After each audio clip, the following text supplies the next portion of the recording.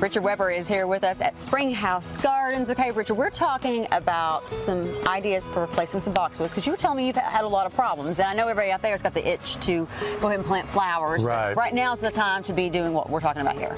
Right. Well, it was Christmas Eve of 2022 when we had that temperature drop that was up like 50 to 60 degrees, and it dropped to like minus 20, and the winds and everything were just crazy. This is where we were starting to establish a lot of problems with boxwoods and some other broadleaf evergreens. So flash forward to last spring and now still to this spring, the boxwoods in central Kentucky really got hit hard.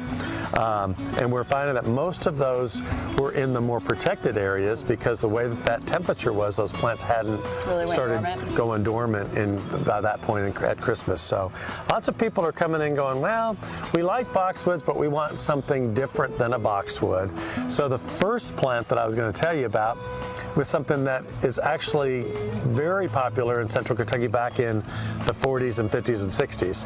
And then people got really tired of them and they switched to boxwoods. And now we are starting to see people going back to the old-fashioned taxus or yew. And yews are the plants that are very easily trimmed, very easily shaped, and they come in all different shapes and sizes. Most people trim them into globes and squares and boxes and things. But so they do take trimming very, very easily. So this one is one called dark green spreader, which is just a really nice lower growing one.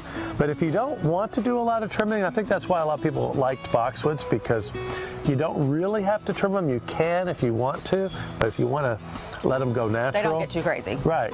This one is one called emerald spreader. So this is a really interesting newer introduction of a yew that just spreads out like this and like that. Doesn't get real tall. So you don't ever have to trim it. In fact, I think they're more interesting if you don't trim them.